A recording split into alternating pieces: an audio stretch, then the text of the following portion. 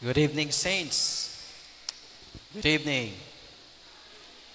Nanibago kayo sa aking greetings. Kanina po ay nag-uusap kami ni Brother Mike, Brother Urbanes, si Brother Ricky tungkol sa the sainthood of believers. But hindi po yan ang dadalhin kong topic. Marami po tayong natutunan ngayon, no? Lalo na itong topic tungkol sa take time to be holy, no? Tungkol sa kabanalan. Ang aking pong dadalhin ay pinamagatang from beastly to godly. So ayon po sa definition ng dictionary, ang beastly, ang kanyang definition is relating to characteristic of or resembling an animal. Another definition is characterized by cruelty, brutality, or crudeness. Pangatlong definition is extremely unpleasant, disagreeable, or undesirable.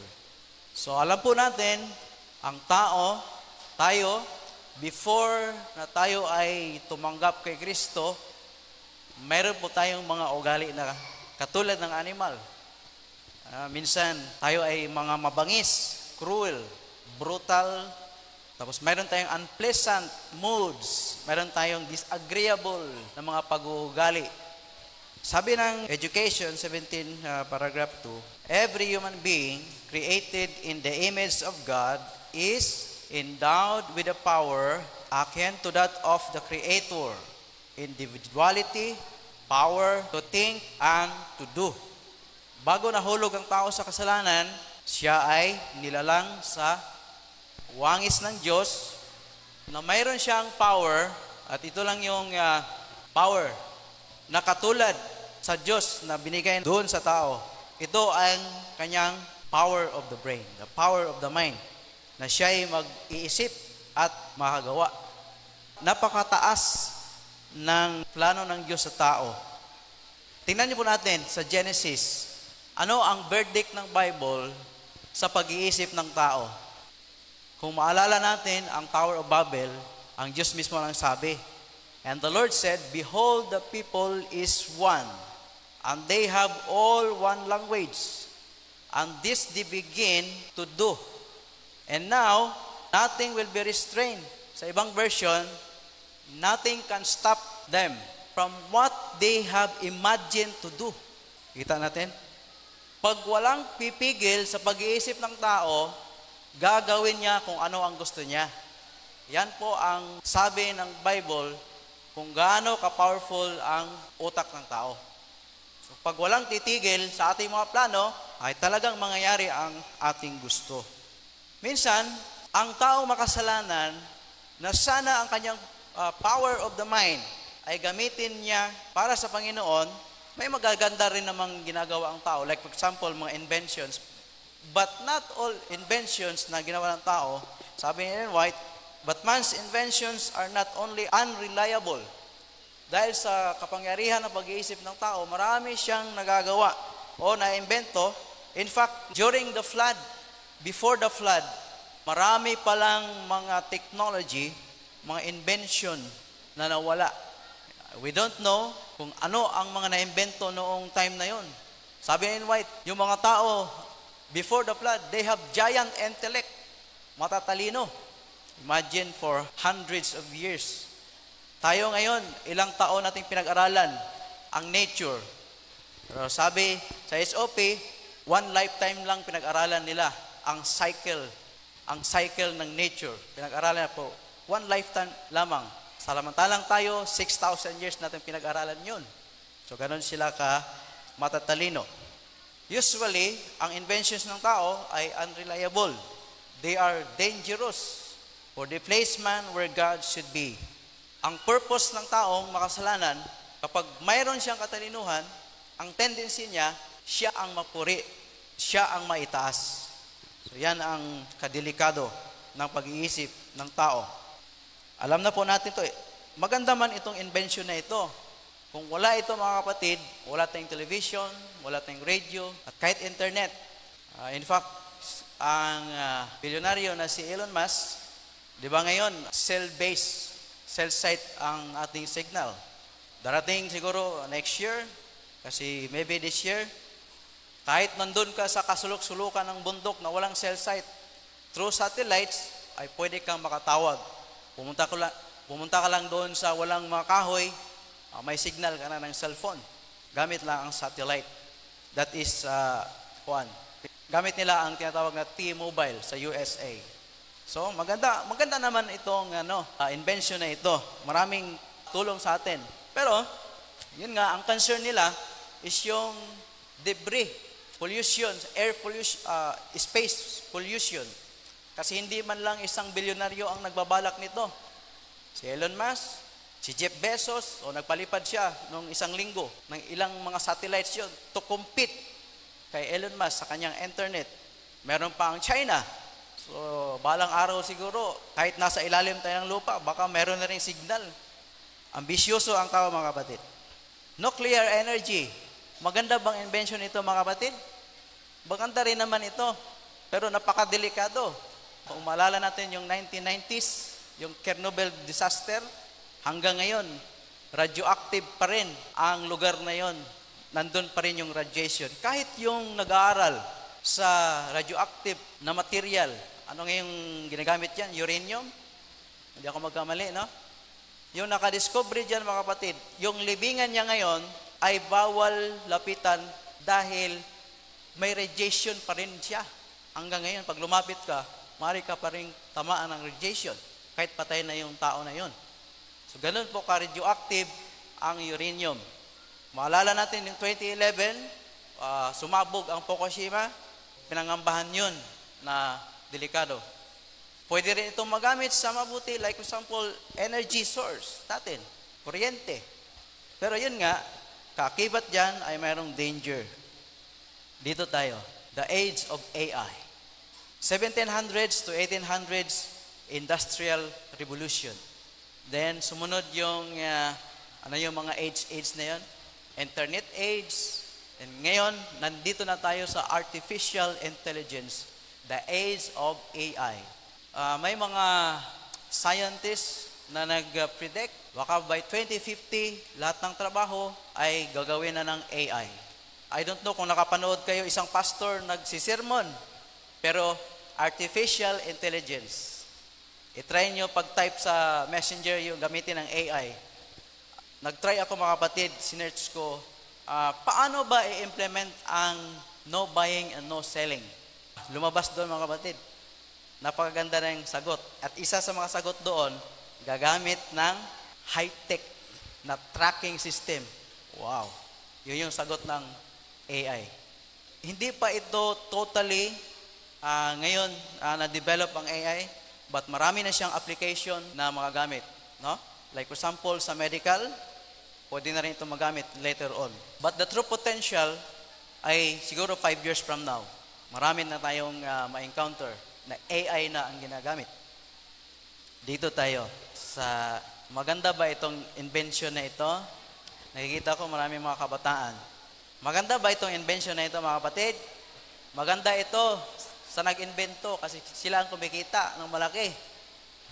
Kinumpute ko kagabi, kumikita sila ng around 29 million per day. Yun yung iba na inisponsoran ng ML company, Monton, binabayaran sila. Mag-stream, maglaro lang, araw-araw yun, maglalaro lang sila. Binabayaran 500,000 pesos per month. Okay, kung ikaw ay sponsoran. Kumusta yung mga kabataan na nag-invest ng time, nagpupuyat, walang kinikita? Maganda kaya yung return of investment? Ang health na sacrifice, mas wala namang kinikita. No? Magdamagan na maglalaro. Tapos, ang spirituality ay naapektuhan. Naging moody. Pansinin niyo, mga kapatid, ang batang lulong sa radiation, sa cellphone, whole day, mainitin ang ulo. Dahil sa init ng radiation, natutuyo ang utak. Bakit? Danas ko yan. Babad sa cellphone, moody, para kang hindi mo maintindihan ang iyong pakiramdam. Pag overexposed sa radiation. Ang tema, kumusta ang tema dito, mga kapatid? Is spiritualism. Ang tema ng ML is spiritualism. Resurrecting in 30 seconds. Pag dumating ka sa highest level, you will become like a God. Kaninong tema yan mga kapatid? Sa buong mundo, ang Indonesia ang nangunguna sa downloads ng ML na mayroong 100.1 million or 36% ng mga unique install. Pag sinabing unique install, they are very active. Active sila. Bumibili sa mga skin, sa mga items sa ML. Pangalawa, Pilipinas, mga Pilipino, number 2 na naglalaro, nagda-download, 42.2 million downloads or 15%. At pangatlo, ang Vietnam na may 21 million installs. May source dyan na nilagay ko. So, you see, mga Pilipino ay na-addict sa larong ito, mga kapatid.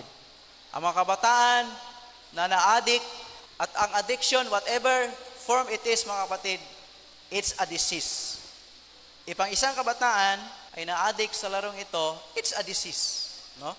A disease talaga ito. Hindi mo na mautusan. Pag utusan, hindi magawa ng maayos ang trabaho. Hindi nakakapag-isip ng mabuti. Madaling magalit, mainitin ang ulo. Pag pumunta sa church, walang gana. Kasi puyat at hindi siya excited na magsimba. Kasi yung kanyang spirituality, patay. What if, habang nagpupuyat siya, sobrang puyat, kulang sa inom ng tubig, nagka-brain aneurysm, patay. Sasabihin kaya ng Panginoon, well done, good and faithful servant? Sasabihin kaya ng Panginoon yun, mga kapatid? Oh, well done. Napaka-perfect mo, napakagaling mo maglaro. What if kung magtanong ang ating Panginoon, what have you done for me? Yeah. Doon lang siya magaling. Another invention ng tao, na ito ay nakakamangha, mga kapatid. No? Talagang nakakamangha itong invention na ito. Itong tinatawag na gene editing technology. Maaring na-encounter nyo na ito. I-play natin saglit, mga 1 minute siguro itong video. Mayroon pong extinct na animal, na wolf, na mas malaki. Pinakamalaki ata ito sa mga lahi ng wolf, itong dire wolf. Sumunod sa kanya itong tinatawag na gray wolf. Thousands of years na wala na siya sa earth. Pero, ginawa nilang paraan, mga kapatid. Ang naiiwang buto mula dyan sa skull, kinuhanan nila ng DNA. Kinuha nila ang DNA, tapos, inedit, pinagtagpi nila ang DNA ng gray wolf, ang dire wolf, at kumuha sila ng cellula mula sa gray wolf, at yung cellula ng gray wolf, tinanggalan ng DNA, in-inject doon yung DNA ng dire wolf. At kumuha sila ng surrogate mother, at yun, last year pala nila ito ginawa, at nagulat ang buong mundo, nilabas nitong taon, mayroon na pala silang na may video po dito. Hear the primal roar of the dire wolf. A sound.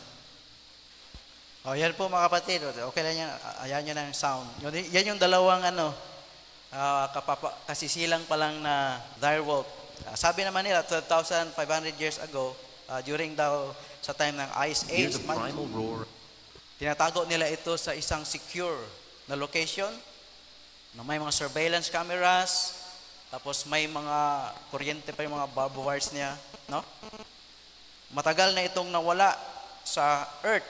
So, ang mga natira niyang DNA, na-extract nila mula sa, pinakita ko kanina, na skull. Tapos, inedit nila, pinagtagpi-tagpi nila ang genes para makabuo sila ng hybrid replica. Hindi siya clone, iba ang cloning, mga kapatid. Tapos, in-inject nila ito sa womb ng gray wolf. At nabuo itong tinatawag na dire wolf, na doon ito makita noon sa North America. Larger, mas stronger na wolf. No? Meron pa sila ditong plano. Naka-line up na po yan by 2030 yung tinatawag na mammoth elephant. Hear the primal roar. Na kanilang i-resurrect. Tawag sa program na yan, mga kapatid, de-extinction. So, maaring i-inject nila yan sa elepante kasi yun man ang nearest family niya. What if kung gagawin niyang business? So, ito lang yung aking pag-iisip. What if gagawin nilang business? May pera man ako, milyonaryo. Gusto ko ang aking lahi ay ganito, gwapo. Anong gusto mong lahi?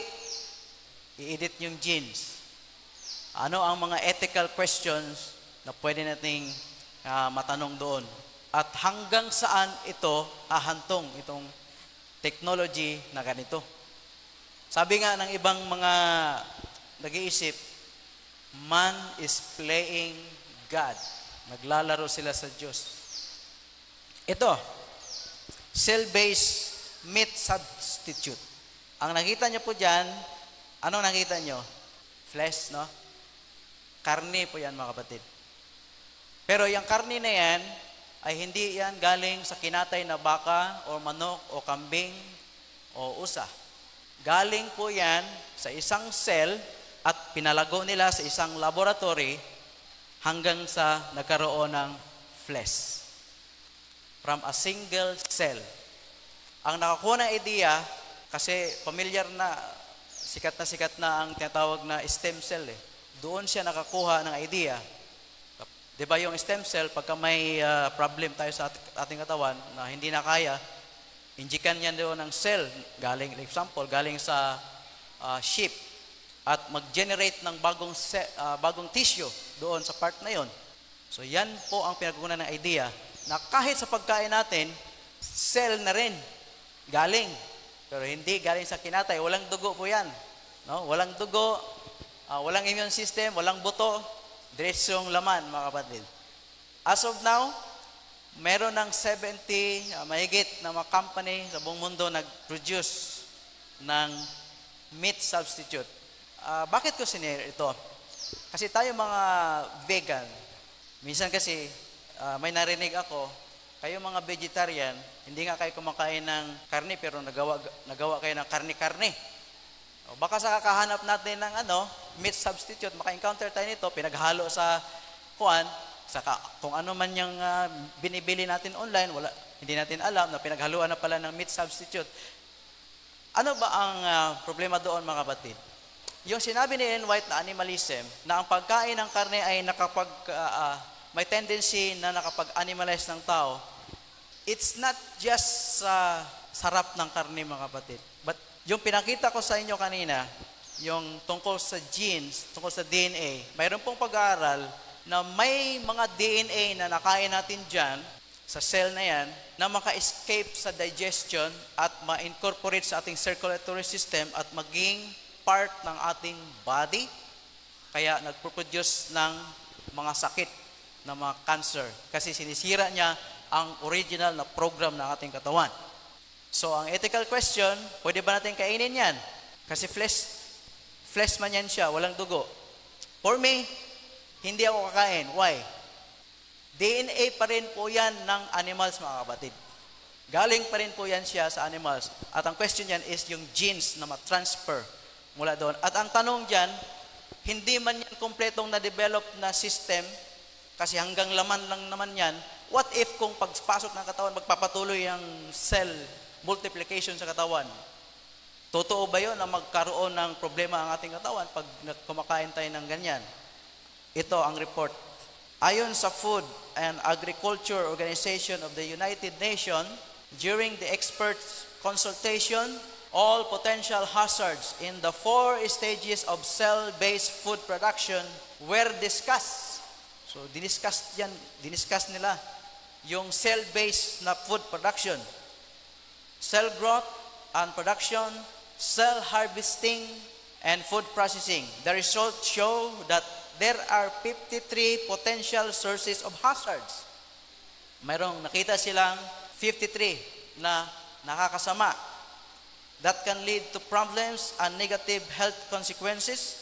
This includes contamination with heavy metals, maaring mercury, microplastics, nanoplastics, allergens such as additives to improve the taste.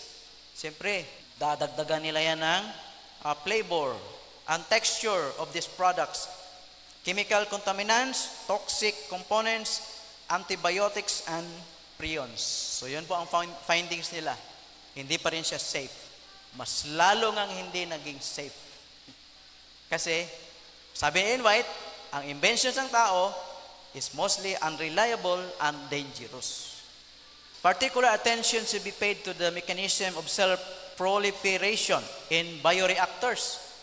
Kasi nilalagay yan, mga kapatid, sa isang fasilidad. So, maaring ang mga selula na mag-develop doon ay kung sa atin pa, mababaliw, no? Magkakaroon ng abnormality using biological components such as growth factors and hormones. So, meron talaga siyang hormones. From animal serum or non-animal origin to trigger and accelerate cell. Lalagyan talaga ng hormones para siya, mga kapatid, mag-grow, na magkaroon siya ng laman. These biologically active molecules could interfere with metabolism or have been linked to the development of certain cancers.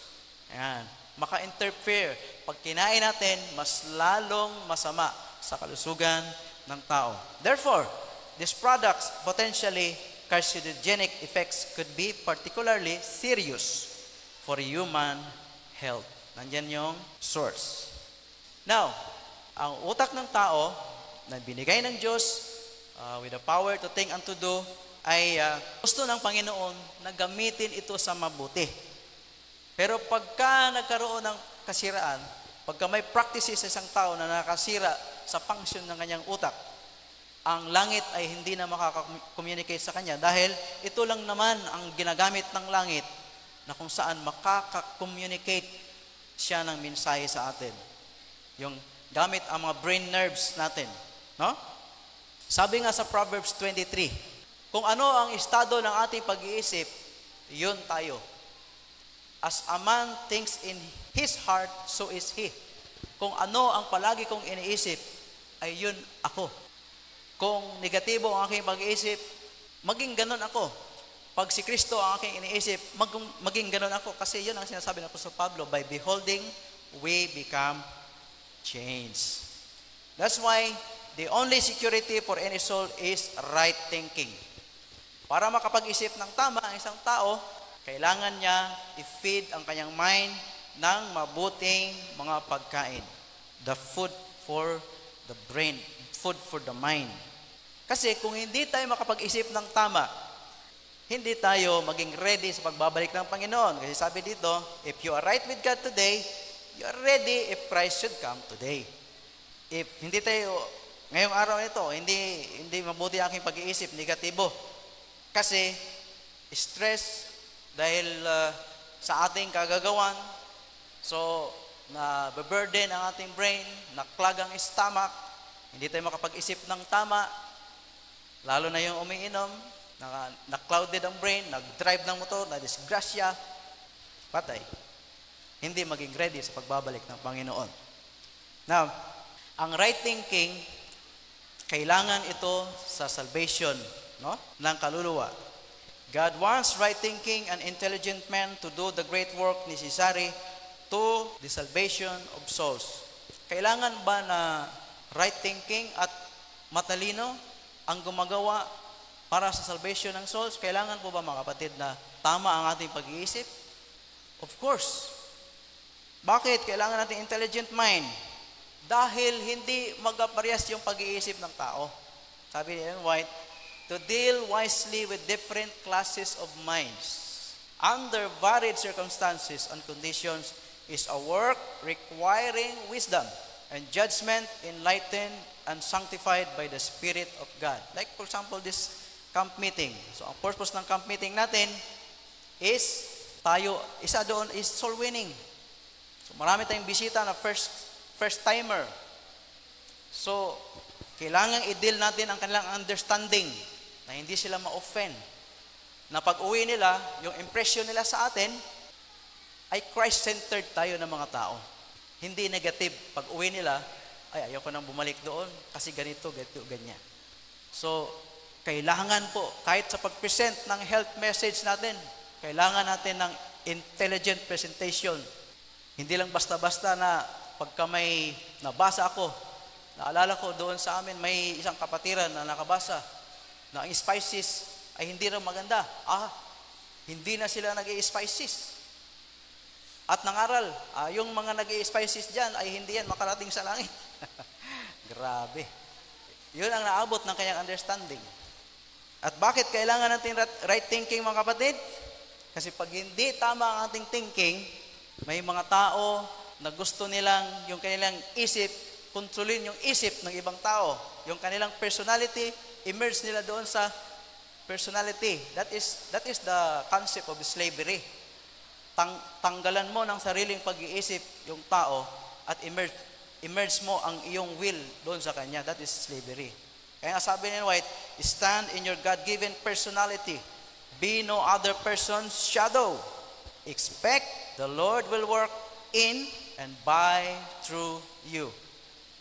Magpagamit tayo sa Panginoon, sa sarili natin, because we have our own God-given personality. No? Ano ba yung mga personality na binigay ng Diyos sa atin? Meron tayong 4 na personality. Dalawa dito ang na-mention sa SOP. Una dito yung sanguine, choleric, phlegmatic, melancholic. Dalawa dito ay dinagdag sa pag-aaral. Pero magka-related sila, mga kapatid. Like for example, itong sanguine. Ano ba itong, ito yung binanggit dito sa SOP. Mayroong isang tao. Sinabihan in White, you have been sanguine in your own ideas. You have had diseased imagination. And you would be in the utmost danger of insanity. You take extreme views. Itong mga sanguine kasi, they are aggressive people. Mataas ang imahinasyon. Lively. Pero, they are prone to extremism. Pansinin nyo yung mga panatiko. Pansinin nyo po yung mga panatiko, mga kapatid. They are very aggressive in their views na gusto nilang ipasunod. No? Yung imaginative, ito kasi mga sanguine are adventurous. Palaging nag-i-explore kung ano ang bago. No? Meron pa dito binabanggit. Very sanguine, turn of mind, self-confident. Yan yung mga sanguine. Malakas ang tiwala sa sarili, ardent, maalab, has not cultivated discretion and true courtesy. Minsan, napagkamalan silang walang galang. Kasi ito mga sanguine kasi, pagka may usapan na, outing, up, let's go, bahala na. Parang walang pakialam sa mga detalye, basta enjoy lang tayo. Ganon, diretso kagad. They tend to be disorganized. Ayaw nila yung mga taong sobra ka sa mga detalye. Kung sa Bisaya pa, nakukutihan sila. Sa mga ganon. Kasi ito sila ay outgoing na mga tao. She shows the rough part of her character and has not appeared to advantage. She has moved from impulse. So, ito mga sanguine, usually, kung ano yung emotion ngayon, happy feeling sila, doon sila mag-base sa kanilang decision. Impulsive people. No? Just as she felt and sometimes very excited and strong. Very excited. Maganda po ito. Maganda po ito, mga kapatid, na mayroon tayong ganito. Kasi kung puro na lang tayo mga melancholic, sunod nito, melancholic, yung mga emotional sa simbahan, maikling salita, ay nagtatampo na kaagad. Itong sanguine, minsan pag nagsasalita ito, walang pakialam sa maramdaman ng taong yun. Kasi, yun nga sila maalab nga sila magsalita. Aggressive na mga type of personality. Ito namang melancholy, palagi silang nalulungkot. Nag-iisip ng mga gusto nila palaging nasa sulok, nagmumuni-muni, no? Minsan pagka may masamang nangyari sa kanila, they take it very matagal silang makamove on. Undue grief is displeasing to God. Palagi na lang silang nag-iiyak. No? I take up my appointed cross and will follow the Lord fully. I will not give myself to abandonment of grief. I will not yield to morbid and melancholy state of feelings. I will not complain or murmur. Madali silang mag-murmur. Itong mga klase ng mga personality. Kasi hindi sila sanay sa madalian. Kapag ka may gawain, tapos nandun yung mga sanguine, bilisan nyo. Ito namang mga mga melancholic, hinahinay lang naman dyan. Masyado ka namang mabilis. Nasasaktan sila pagka masyadong mabilis. No? Jesus is my Savior. He lives. He will never leave me or forsake me. We did not assume an appearance of melancholy and sigh and groan and mourn to give evidence that we are Christians. Ang kanilang pinapalaki, they are based on emotion, mga kapatid. Napapansin nyo, may mga Christians na kapag hindi umiyak sa simbahan, hindi kumpleto yung pagsimba. They are based on their emotion. Doon sila nakabase sa kanilang experience. Especially devoted and sanctified, and it is no test of vital godliness to be talkative. Hindi rin pwede na kapag ikaw naman ay masyadong talkative, ayun ang ebidensya na ikaw ay Christian. Parading our piety and our knowledge of the truth before others. Dapat balanse lang. Hindi palaging para sabihin tayong mga santo ay paragi tayong nakabow down, no? Kung sa may kasabihan pa, kung ang baka ay ngumiti, ay disiplinahin. Yan, sunod, phlegmatic. Ito mga phlegmatic, they are the observers, peacemakers, ayaw nila ng gulo. Malimit ito sila, magaling ito sa managerial work, sa office, because they are organized people. Pagka may feud, away sa both parties, hindi sila nag-take sides. Binabantayan nila kung alin yung, binabalansin nila. No? Kaya minsan sila ay nakikita natin para kumbaga, they are neutral na personality.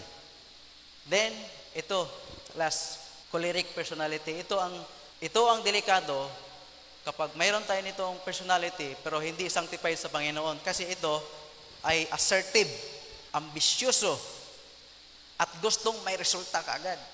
Pagka may plano, kailangan sundin ang plano at may resulta. Pag walang resulta, magagalit sa mga kasama. Yan po ang choleric. Kumbaga, they're bossy type personality. No? So last, mga kapatid, ano bang personality ang gusto ng Panginoon na meron tayo? Minsan, ang ating personality nababago, lalo na pagka mayroon tayong dinadala na sakit, nagkakaroon tayo ng mood swings. Like for example, hindi ko na babasahin kasi wala na yung oras. James White, nung ilang beses siyang na-stroke, nagkaroon siya ng mood swings, mga kapatid. In fact, 60 years old lang si James White nung namatay. Pero ang mukha niya ay mukha na siyang 80 dahil sa sobrang stress. Dahil si James White ay napaka-sanguine and choleric na personality. But he is sanctified individual. No? Yan. Ito ang gusto ng Panginoon sa atin, mga kapatid. No? Nung si Jesus ay dinala doon sa harap ni Herod. Nagulat si Herodes nung tiningnan si Jesus. He was astonished at the noble, godlike appearance of Jesus. When shamefully abused and fearing to condemn him, he sent him again to Pilate. Nung tiningnan niya ang ating Panginoong Jesus, natakot siya kasi nakita niya si Jesus kakaiba. He has a godlike appearance, godly.